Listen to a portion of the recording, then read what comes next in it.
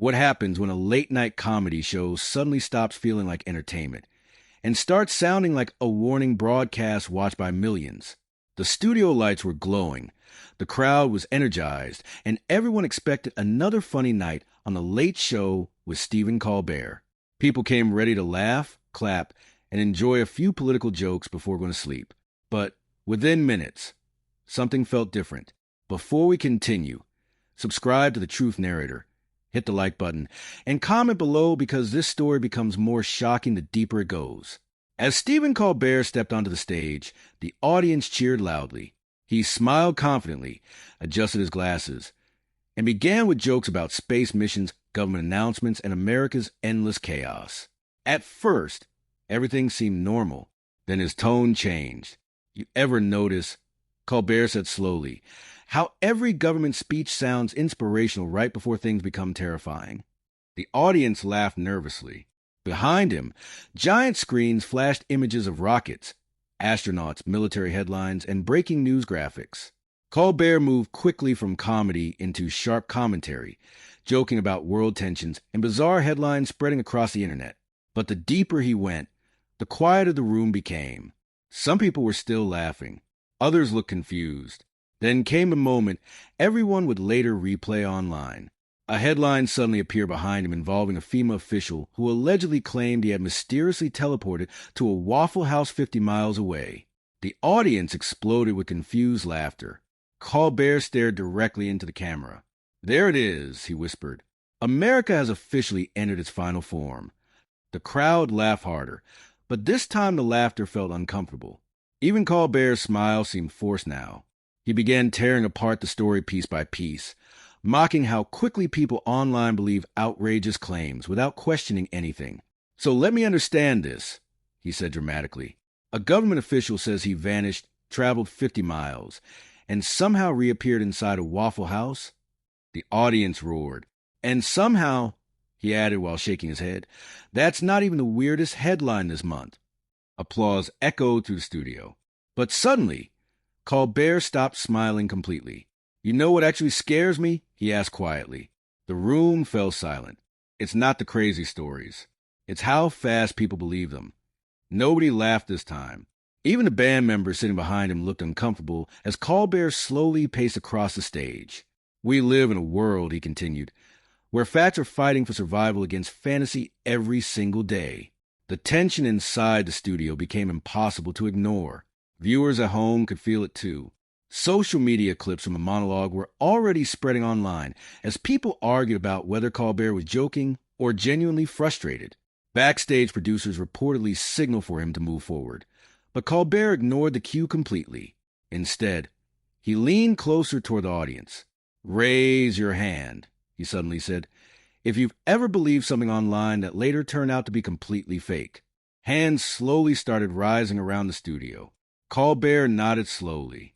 "Exactly," he replied. "That's how easy it happens." A man near the front row suddenly shouted, "We trust you, Stephen." The audience applauded loudly, but Colbert's reaction shocked everyone. "No," he snapped immediately. "Don't automatically trust television people." The room froze instantly. Some audience members stopped clapping mid-applause. "You should question everybody," Colbert continued. "Politicians, media, celebrities, even me." Now the audience wasn't sure whether they were watching comedy or witnessing a live breakdown hidden behind jokes. The atmosphere had completely changed. Colbert lowered his voice one final time and looked straight into the camera. "Maybe the truth isn't hidden anymore," he said quietly. "Maybe people just stopped recognizing it." For a second, nobody reacted. Then the studio erupted. Some people stood up clapping while others remained seated in stunned silence. Social media exploded within minutes, with viewers calling it one of the most uncomfortable and intense monologues ever aired on late-night television. And as the cameras faded into commercial break, one thing became clear. This was no longer just another comedy segment. Something far more personal had just happened live on air. The commercial break should have calmed the atmosphere. Instead, it made things worse. Inside the studio, audience members whispered nervously, while producers rushed backstage wearing tense expressions. Some people laughed awkwardly, try and convince themselves everything was still part of the comedy act. But others could already feel it. Something had gone completely off script when the cameras returned live. Stephen Colbert walked back to his desk as the audience applauded. But this time, the cheers sounded weaker. Even Colbert's smile looked forced. "You guys still with me?" he asked quietly. A few people clapped. Others just stared. Colbert leaned back in his chair and slowly exhaled. "You know what's strange?" he said. "People say they want honesty until honesty makes them uncomfortable." The room fell silent again. Even the band behind him stopped smiling. Colbert picked up a stack of papers from his desk and waved them toward the audience. "Every day," he continued, "millions of headlines fight for your attention. Fear, outrage, conspiracies, and somewhere underneath all that noised reality." A few audience members nodded. Others shifted nervously in their seats. Then Colbert suddenly changed direction. He started talking about celebrities, television personalities, and fake public images. "You think you know people on TV?" he asked. "You don't. You know the performance." The audience gave an uneasy laugh, but online viewers immediately reacted.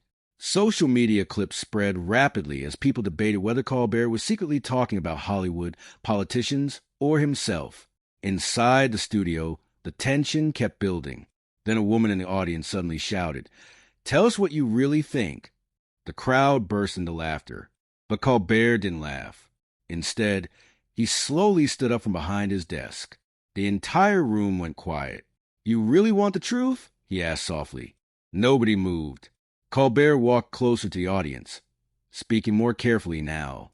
"The truth," he said, "is that people don't want truth anymore. They want comfort. They want someone to repeat what they already believe." Scattered applause echoed through the studio.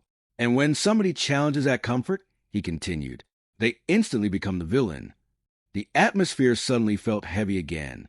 Then Colbert glanced briefly toward backstage curtains, almost like someone was signaling him to move on. For the first time in minutes, he smiled slightly.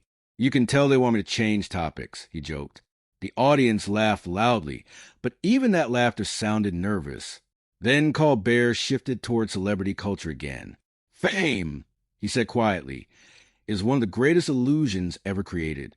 Now the crowd was completely focused.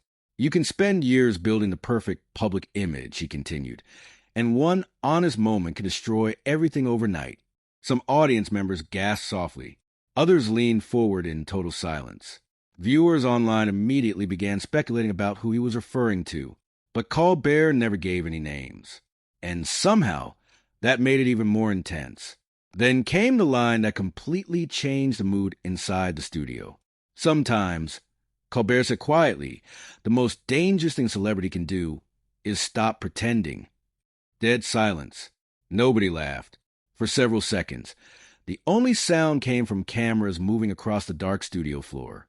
Even Colbert seemed to realize how serious the atmosphere had become. "Wow," he muttered awkwardly. This got intense fast. The audience finally laughed again, releasing some pressure inside the room. But the tension never fully disappeared, because now it no longer felt like viewers were watching a comedy show. It felt like they were watching someone slowly pull the mask off live television. As clips from the show exploded across social media, debates instantly began. Some people called Colbert brilliant. Others claimed he was having a real emotional breakdown on air. Meanwhile, inside the studio, the audience remained completely divided. Some applauded after every sentence. Others looked genuinely uncomfortable. And just before the segment ended, Colbert delivered one final line that sent chills through the room. "The scariest performances," he said quietly, "are the ones where the audience forgets they're watching one." This time, the silence lasted longer than ever. No applause, no laughter, just shock. And as the cameras slowly pulled away from the stage, everyone watching realized the night was turning into something far bigger than anybody expected. By the time the show finally ended, the tension inside the studio had become impossible to ignore. Audience members slowly stood from their seats, but unlike a normal taping of The Late Show with Stephen Colbert, nobody seemed excited anymore. People looked stunned. Some whispered quietly to each other, while others immediately grabbed their phones to replay clips from the broadcast. Backstage, producers reportedly rushed through the halls arguing about the monologue that had just aired live to millions. Segments had run over time, planned jokes were abandoned, and social media was already exploding faster than anyone expected. Meanwhile, Stephen Colbert walked off stage without his usual post-show energy. No big smile, no relaxed conversation, just silence. One camera operator later described the atmosphere backstage as a room full of people realizing something bigger than comedy had just happened. And online, absolute chaos. Within minutes, clips of Colbert's monologue flooded social media platforms. Millions of viewers began sharing the same lines repeatedly. Maybe people stopped recognizing the truth. The most dangerous thing a celebrity can do is stop pretending. The scariest performances are the ones where the audience forgets they're watching one. Those quotes spread everywhere. Some viewers praise him for being brutally honest. Others accuse him of turning a comedy show into a political lecture. But the most shocking reactions came from people who believed they had witnessed something completely unscripted. Comment sections exploded with theories. Was Colbert exposing Hollywood? Was he secretly talking about himself? Why did the producers look nervous? Did anybody else feel uncomfortable watching this? The clips kept spreading. News websites picked up the story by the next morning. YouTube creators analyzed every facial expression, every pause, every change in Colbert's tone. Some called it one of the most powerful monologues in late-night television history. Others called it a live meltdown hidden behind sarcasm. And somehow, that debate only made the moment more viral. The following day, reporters allegedly approached people who attended the taping live. Their reactions were surprisingly emotional. One audience member admitted, "At first we thought it was just comedy. Then suddenly nobody knew when to laugh anymore." Another said, "It felt like he stopped performing halfway through and started speaking honestly." That comment spread rapidly online. Stop performing. Started speaking honestly.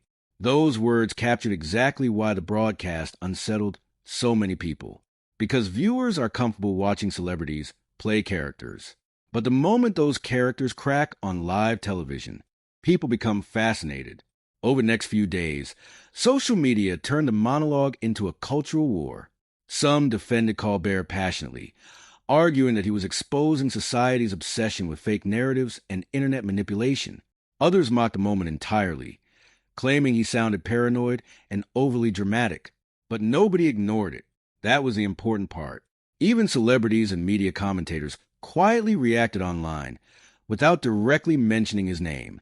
Talk shows discussed the changing mood of late-night television. News panels debated whether audiences were becoming exhausted by political entertainment disguised as comedy. And right in the center of all that chaos was Colbert himself. But strangely, he refused to explain the monologue afterward. No detailed clarification. No apology. No public statement. Just silence. And that silence made the internet even louder, because people kept replaying the footage, searching for hidden meaning in every sentence. Then something even stranger happened. Old clips from previous interviews started resurfacing online. Viewers began comparing Colbert's older comedic style with this darker, more serious version that appeared during the broadcast. Some claimed he looked emotionally exhausted. Others believed the monologue reflected frustration with media culture itself. But one thing became impossible to deny. The moment had clearly affected people, not because it was funny, because it felt real. And in a world where audiences constantly consume scripted interviews, rehearsed apologies, and carefully managed celebrity images, reality feels shocking when it suddenly appears on live television. Days later, one final clip from the broadcast became the most viewed moment of all. It wasn't the jokes. It wasn't the political comments. It was the silence after Colbert said, "Sometimes the most dangerous thing a celebrity can do is stop pretending." That silence terrified people more than the speech itself, because for a few seconds, viewers felt like the performance had disappeared completely. And maybe that's why millions couldn't stop talking about it. Not because they agreed with him, not because they hated him, but because they saw something rare. A moment where television stopped feeling controlled. As media outlets continued debating the broadcast for days, one question remained unanswered. Was this a carefully crafted performance designed to shock audiences? Or did the mask truly slip live on air? Maybe only Colbert knows the answer.